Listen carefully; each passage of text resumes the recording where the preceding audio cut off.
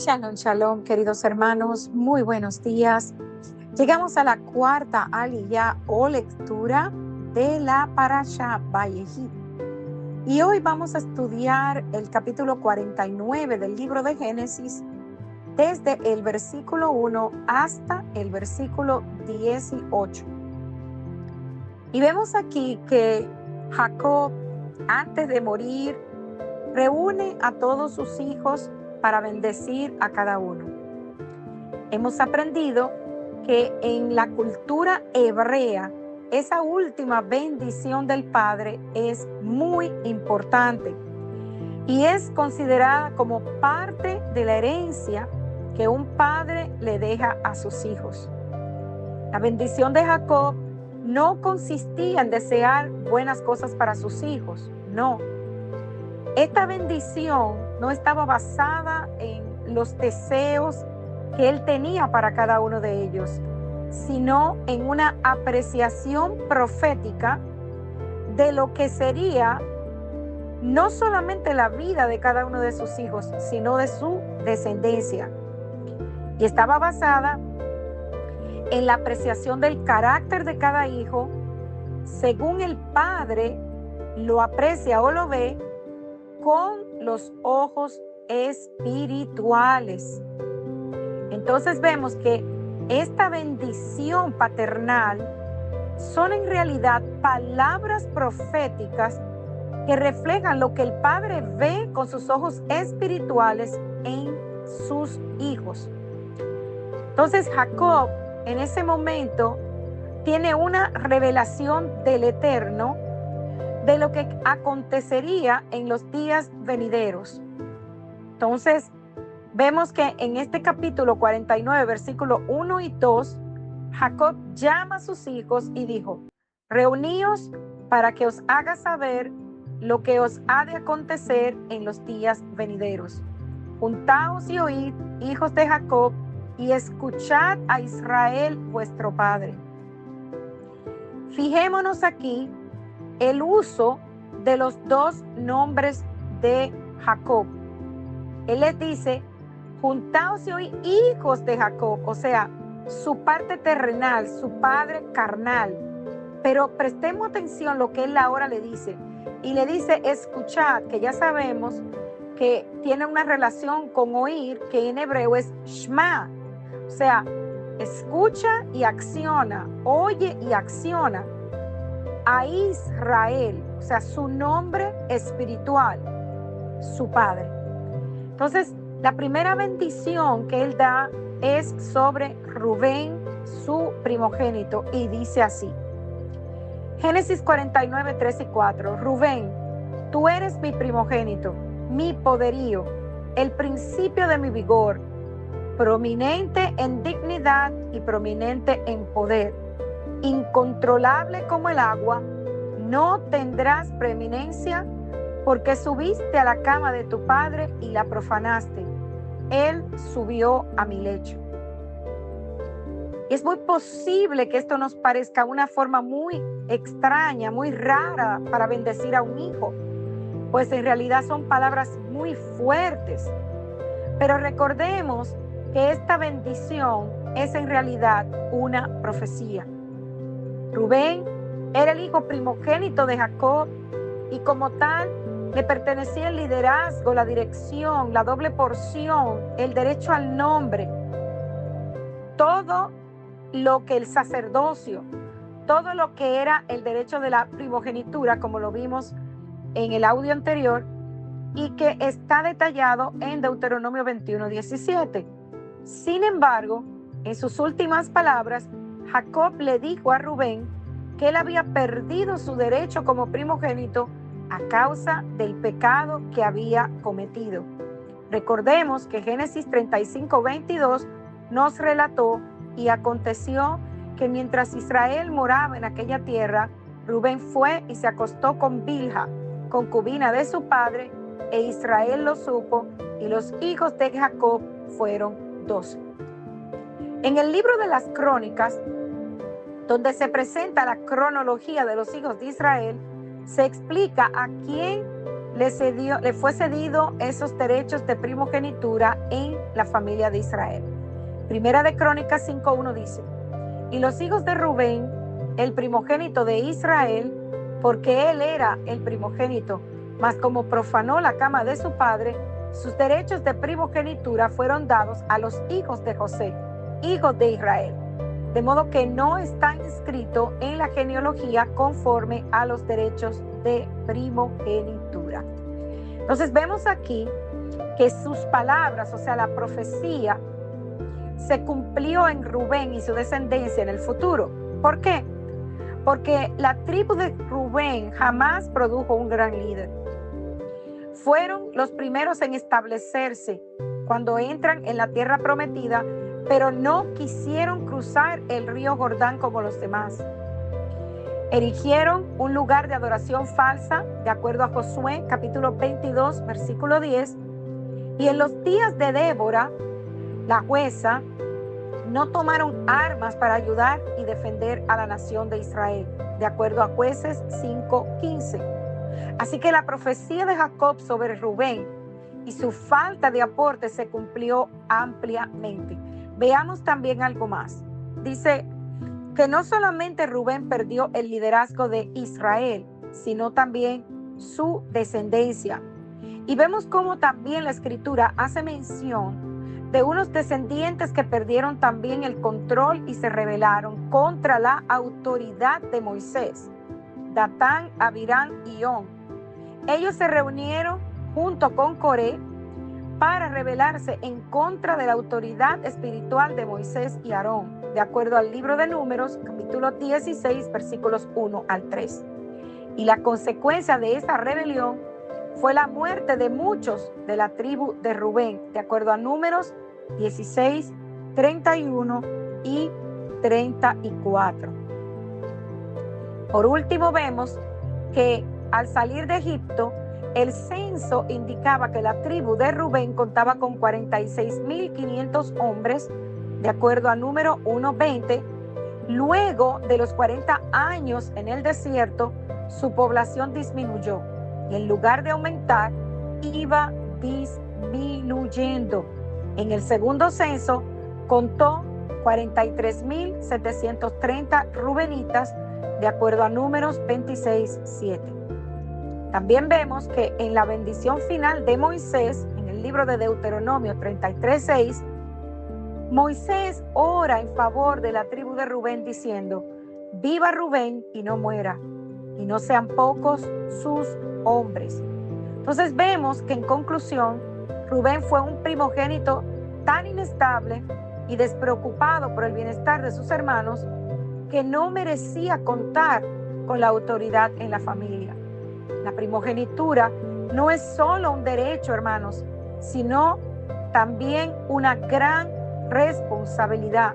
Responsabilidad que Rubén nunca estuvo preparado para asumir, ni él, ni tampoco sus descendientes.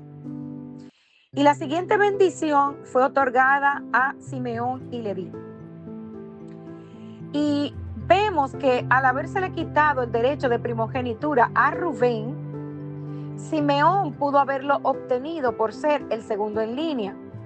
Pero tanto él como Leví, el tercer hijo, perdieron ese derecho debido al acto violento que tuvieron con el pueblo de Siquem.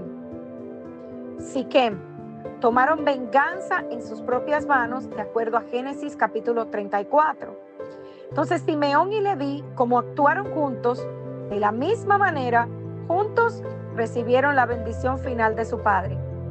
Génesis 49, 5 al 7 nos dice: Simeón y Leví son hermanos, sus armas instrumentos de violencia. En su consejo no entre mi alma, a su asamblea no se una mi gloria, porque en su ira mataron hombres y en su obstinación desjarretaron bueyes. Maldita su ira porque es feroz y su furor porque es cruel. Los dividiré en Jacob y los dispersaré en Israel. Entonces, vemos aquí que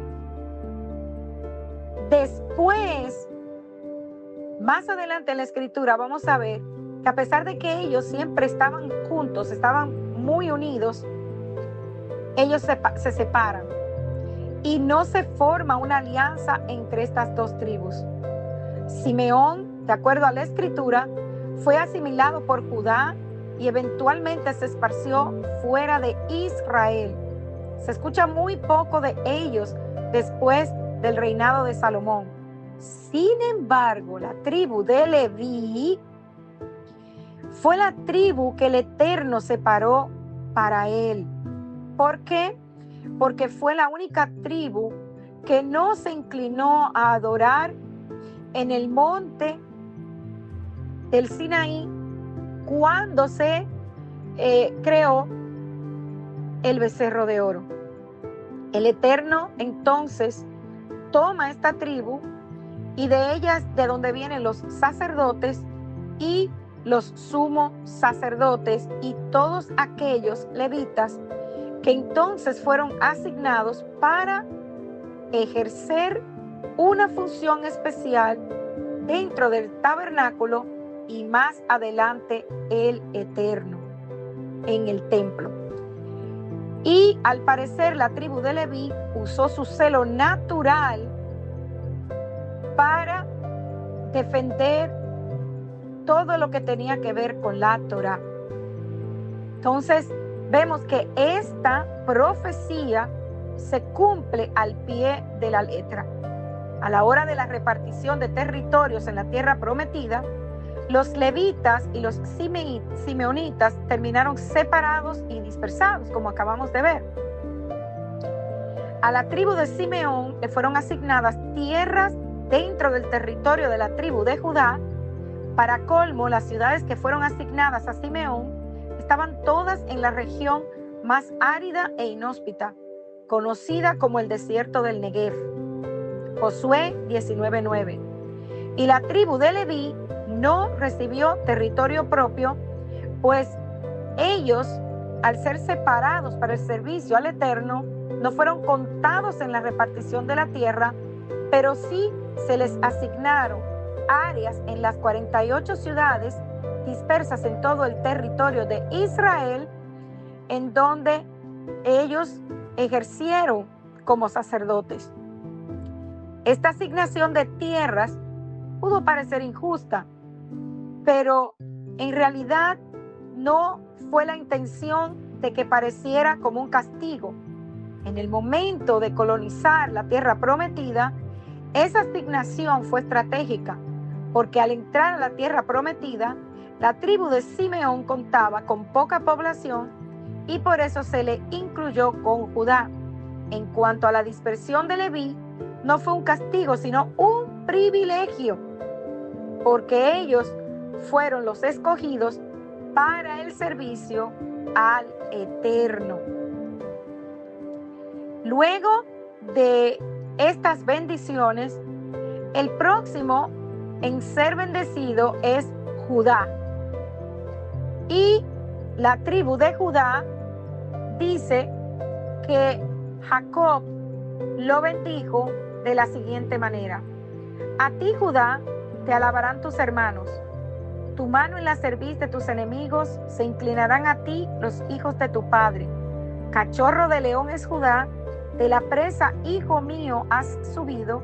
Se agazapa, se echa como león o como leona. ¿Quién lo despertará? El cetro no se apartará de Judá, ni la vara de gobernante de entre sus pies, hasta que venga Shilo, y a él sea dada la obediencia de los pueblos. Él ata la vid su pollino, y a la mejor cepa el hijo de su asna. Él lava en vino sus vestiduras, y en la sangre de las uvas su manto. Sus ojos están apagados por el vino, y sus dientes blancos por la leche. Entonces vemos que los dos hijos que recibieron la bendición más larga fueron Judá y José, como veremos la bendición de José más adelante. Y esto se debía a que entre ellos Jacob dividió los derechos de primogenitura. De acuerdo a Primera de Crónicas 5, del 1 al 2, y los hijos de Rubén, el primogénito de Israel, porque él era el primogénito. Esto ya lo leímos. Pero el versículo 2 dice, aunque Judá prevaleció sobre sus hermanos y de él procedió el príncipe, los derechos de primogenitura pertenecían a José. Entonces la bendición de Judá está relacionada con su nombre, que en hebreo es Yehudá, que significa alabado. Entonces por esto la bendición dice, a ti Judá te alabarán tus hermanos, tu mano en la cerviz de tus enemigos se inclinarán a ti los hijos de tu padre. Y como Jacob profetizó que sus hermanos van a reconocer su posición de liderazgo entre la familia, de hecho vemos cómo Judá comenzó a mostrar sus dotes de líder cuando los hermanos fueron a Egipto a comprar alimentos. Como vimos en la porción anterior, él fue quien mostró más sentimientos de arrepentimiento o señales de arrepentimiento, mejor dicho, cuando habló con José, y quien se hizo responsable por Benjamín fue Judá. Entonces vemos que más adelante en la historia, la tribu de Judá tomará también el rol de cabeza del pueblo de Israel de una manera literal. ¿Por qué? Porque esta es la única tribu que no se asimiló en las naciones, y por ellos hoy tenemos la Torá y podemos redescubrir cuáles eran las costumbres y las enseñanzas de los antiguos dentro del pueblo de Israel. Y en la bendición que Jacob le da, Jacob compara a Judá con un cachorro de león. Dice, cachorro de león es Judá, de la presa, hijo mío, ha subido. Se agazapa, se echa como león o como leona, ¿quién lo despertará? ¿Por qué? Porque el león sabemos que comienza como un bebé, como un cachorro. Es pequeño, es inmaduro, y así era Judá. Pero de él saldría, de su linaje vendría Yeshua, nuestro Mesías, quien se le conoce en la Escritura como el león de la tribu de Judá. Y otra cosa importante de esta bendición es cuando Génesis 49:10 dice que el cetro no se apartará de Judá, ni la vara de gobernante de entre sus pies, hasta que venga Shilo y a él sea dada la obediencia de los pueblos. La frase hasta que venga Shilo significa hasta que venga el Mesías. El Mesías es nuestro Adón, nuestro Señor, Yeshua, quien es descendiente de la tribu de Judá, del linaje de David. Y Shilo significa reposo, tranquilidad, porque sabemos que el Mesías, Yeshua, es el único que podrá traer paz verdadera y quien gobernará sobre toda la tierra. En el nacimiento de Yeshua también se profetizó en Lucas 1, 32 al 33, este será grande y será llamado Hijo del Altísimo.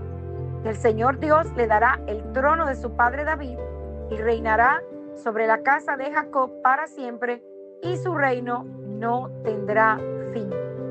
Entonces vemos que de Judá viene nuestro Mesías. Sabemos que el cetro, el reino, el dominio y gobierno no pasaría, o sea, no sería quitado de Judá hasta que llegara Yeshua a la tierra. Entonces, Shilo también es una palabra hebrea que puede traducirse de varias formas. Por ejemplo, a él todo el pueblo llegará, también el que trae paz, y hasta que él venga, hasta que venga el que tiene derecho. Entonces sabemos que Yeshua ya vino en su primera venida.